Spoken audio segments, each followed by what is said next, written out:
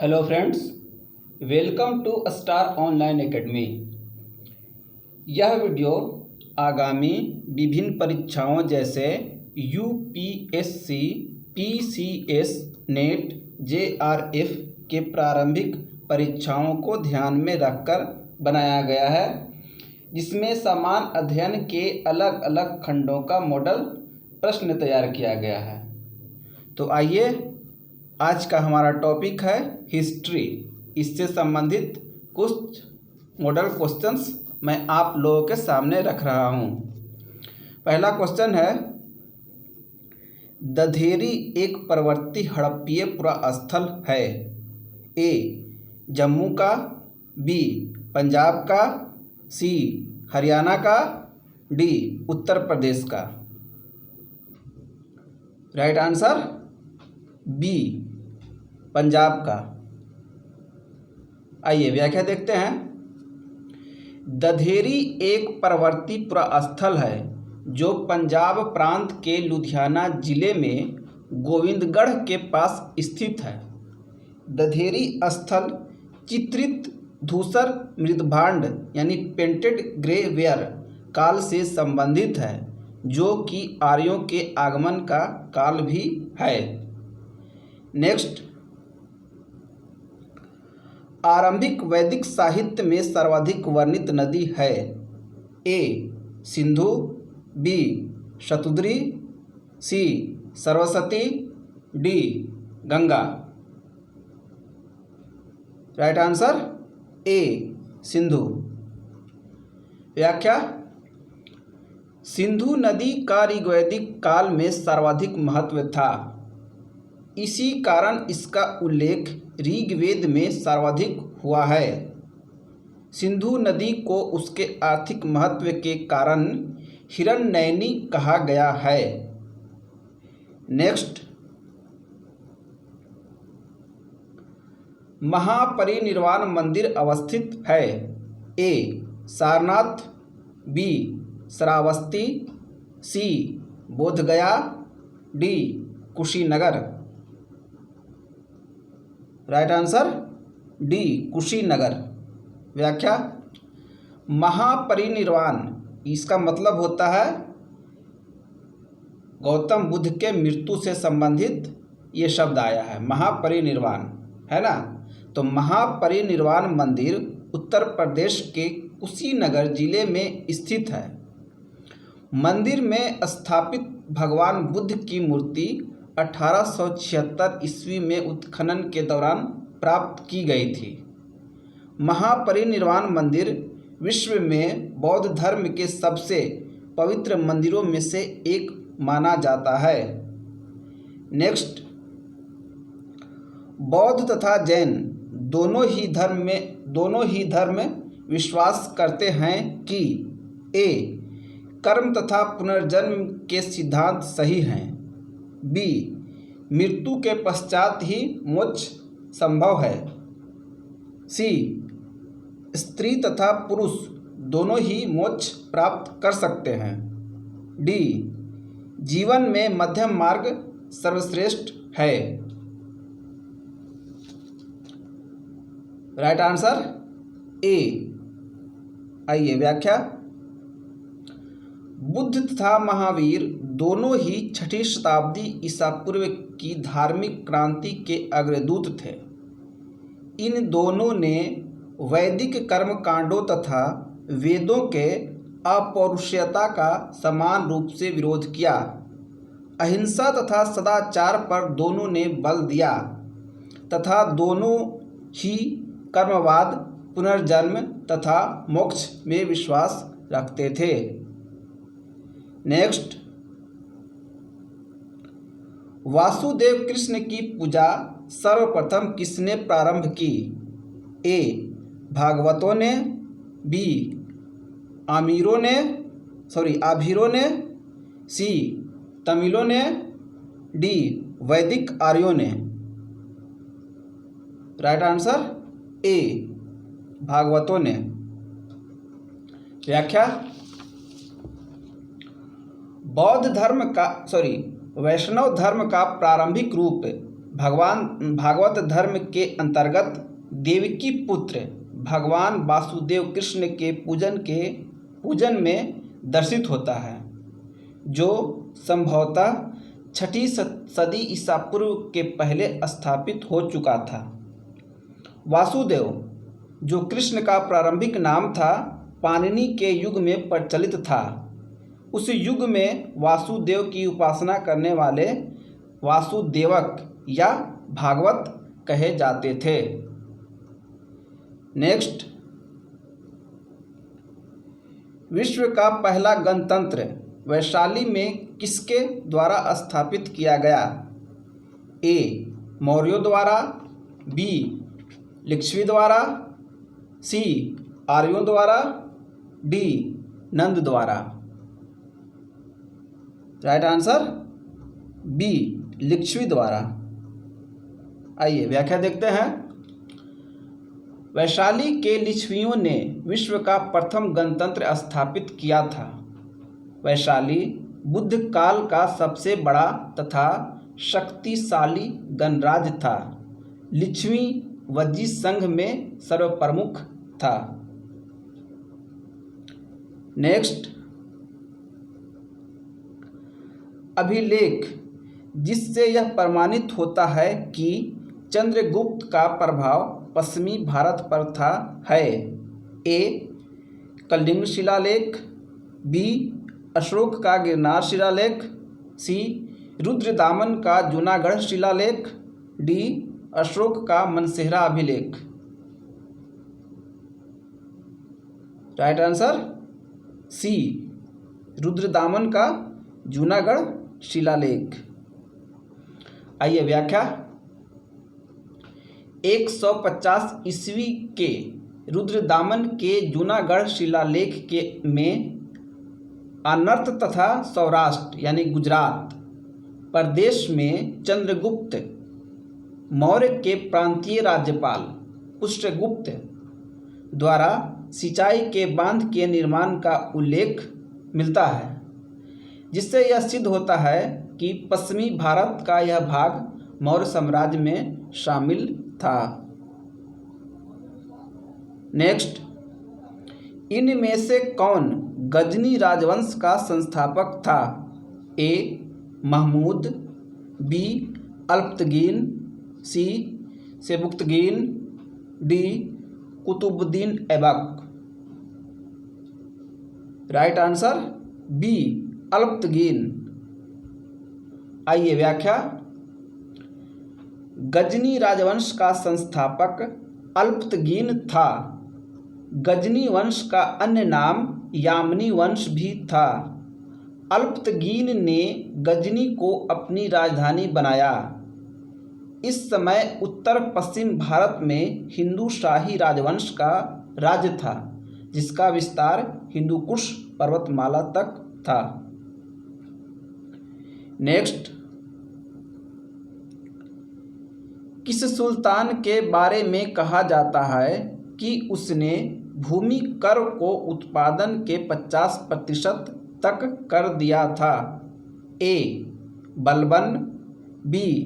Firoz Shah Tughlaq, C. Alauddin Khilji, D. Muhammad bin Tughlaq.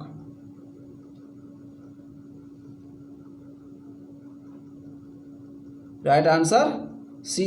Alauddin Khilji. व्याख्या।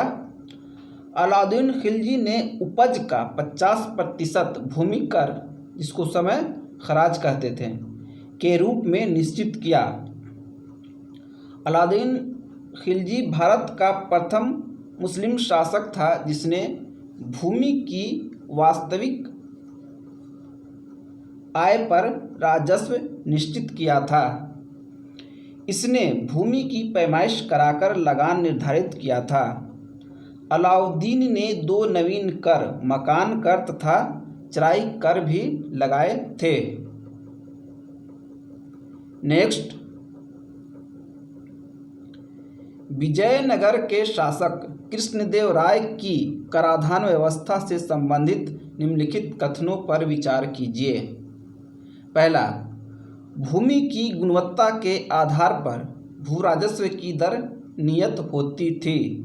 दूसरा, कारखानों के निजी स्वामी एक औद्योगिक कर देते थे।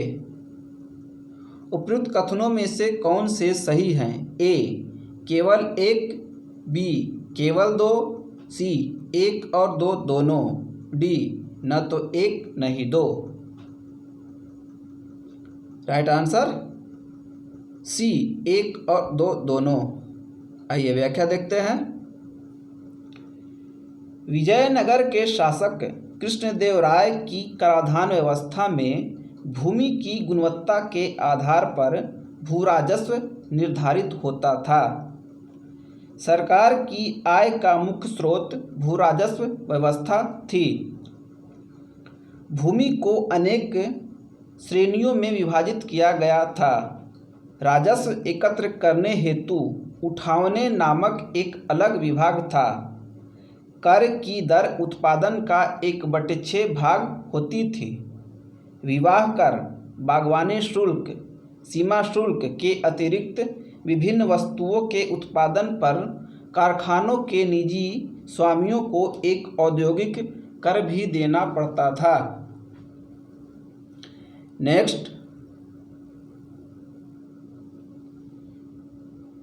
चुंबकीय दिशा सूचक का भारतीय महासागरों में प्रयोग की प्रारंभिक सूचना किसके द्वारा दी गई? A Marco Polo, B Ibn Battuta, C Sadruddin Muhammad Aufi, D Niccolo Conti. Right answer C Sadruddin Muhammad Aufi. व्याख्या, चुंबकीय दिशा सूचक का भारतीय महासागरों में प्रयोग की प्रारंभिक सूचना 1232-33 ईस्वी में सदरुद्दीन मुहम्मद अल औफी द्वारा की गई। इनकी पुस्तक का नाम लुबाब उल अलबाब तथा जवामी उल हिकायत थी। जवामी उल हिकायत में ही इन्होंने दिशा सूचक यंत्र के बारे में संदर्भित किया है। नेक्स्ट, दिल्ली में कौन सा ऐतिहासिक स्मारक भारतीय तथा फारसी वास्तुकला शैली का उदाहरण है? ए कुतुब मीनार, बी लोदी का मकबरा, सी हुमायूं का मकबरा, D Lal Qila. Right answer सी हुमायूं का मकबरा। व्याख्या, हुमायूं का मकबरा दिल्ली में स्थित है, जो हुमायूं की पत्नी के संरक्षण में निर्मित हुआ तथा मारिक मिर्जा ग्यास के द्वारा इसका डिजाइन तैयार किया गया। यह मकबरा भारतीय फारसी वास्तुकला शैली का उदाहरण है। फारसी या ईरानी वास्तुकला शैली की एक विशेषता दोहरा गुंबद भी है, जो सिकंदर लोदी के मकबरे में भी प्रयोग किया गया है। नेक्स्ट, सूची 1 को सूची 2 के साथ सुमेलित कीजिए और सूचियों के नीचे दिए गए कूट का प्रयोग कर सही उत्तर चुनिए। एक तरफ सूची 1, एक तरफ सूची 2। सूची 1 ए इक्ता, बी जागीर, सी अमरम, डी मुकासा। सूची 2 के तरफ पहला मराठे, दूसरा दिल्ली के सुल्तान, तीसरा मुगल, चौथा विजयनगर। कूट ए 1 में 1-3, B 2, C 1, D 4, B 1-2, B 3, C 4, D 1, C A2, B3, C1, D4, D A3, B2, C4, D1।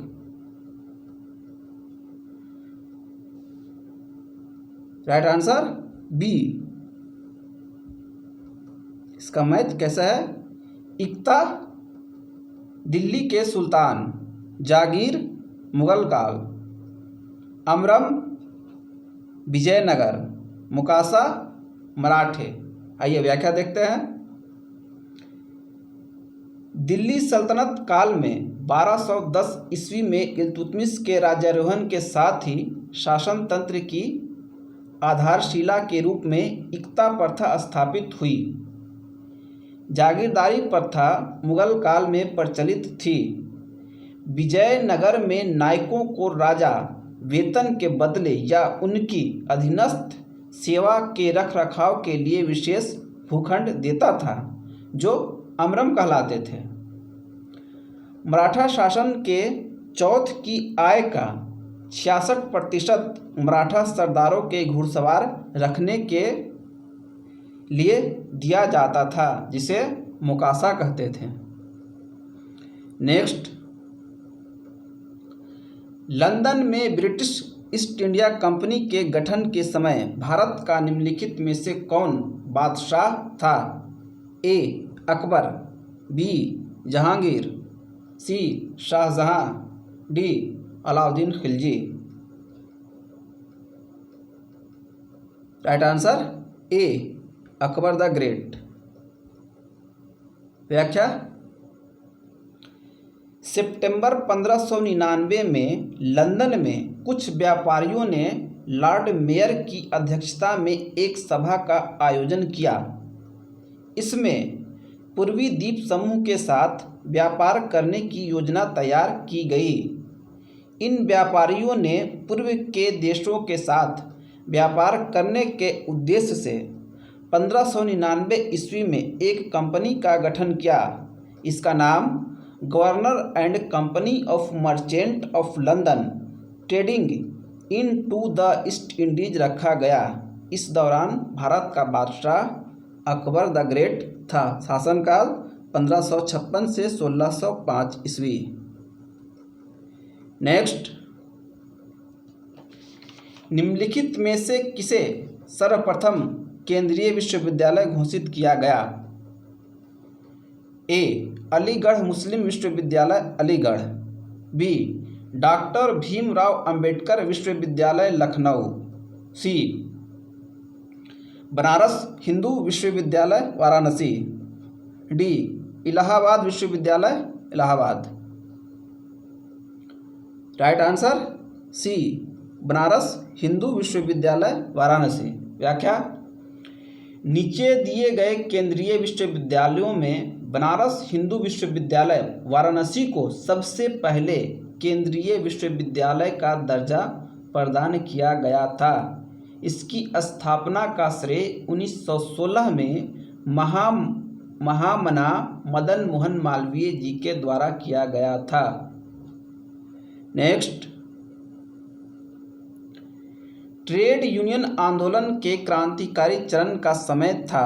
ए 1939 से 1945, बी 1926 से 1939, सी 1918 से 1926, डी 1914 से 1918। Right answer B. व्याख्या, ट्रेड यूनियन मूवमेंट के क्रांतिकारी चरण का समय वर्ष 1926 से 1939 तक माना जाता है। इस दौरान M.N. रॉय, मुजफ्फर अहमद, श्रीपाद S.A. डांगे, शौकत उस्मानी आदि भारत में ट्रेड यूनियन आंदोलन के प्रमुख नेता थे। नेक्स्ट, वर्ष 1945 में आज़ाद हिंद फौज के लाल किले में दिल्ली के मुकदमे में पैरवी निम्नलिखित में से किसने नहीं की थी? ए भूला भाई देसाई, बी सरदार वल्लभ भाई पटेल, सी पंडित Jawaharlal Nehru, D doctor Kailash Nath Katju. Right answer B Sardar Vallabh भाई पटेल। व्याख्या, भूला भाई देसाई, कैलाश नाथ काटजू तथा पंडित जवाहरलाल नेहरू ने वर्ष 1945 में आज़ाद हिंद फौज के लाल किले में चले दिल्ली के मुकदमे में पैरवी में शामिल थे, जबकि सरदार वल्लभ भाई पटेल इसमें शामिल नहीं थे। नेक्स्ट, भारत के विभाजन का बाल्कन प्लान उपज था ए. डब्ल्यू चर्चिल के मस्तिष्क का, बी. M.A. जिन्ना के मस्तिष्क का, सी. लॉर्ड माउंटबेटन के मस्तिष्क का, डी. V.P. मेनन के मस्तिष्क का। Right answer C, lord Mountbatten के मस्तिष्क का बाल्कन प्लान उपज था। व्याख्या, 24 मार्च और 6 मई 1947 के बीच भारतीय नेताओं के साथ 133 साक्षात्कारों की तीव्र श्रृंखला के बाद माउंटबेटन ने यह तय किया कि कैबिनेट मिशन की रूपरेखा अव्यावहारिक हो चुकी है। तब उन्होंने एक वैकल्पिक योजना बनाई जिसे बाल्कन प्लान का गुप्त नाम दिया गया था। नेक्स्ट, किन दो नेताओं ने भारत में दौरा कर सामाजिक उत्थान का कार्य किया था? A. Gandhi Tilak, B. Jawaharlal Nehru Subhash Chandra Bose, C. Bipin Chandra Pal Aurobindo Ghosh, D. Gopal Krishna Gokhale Motilal Nehru.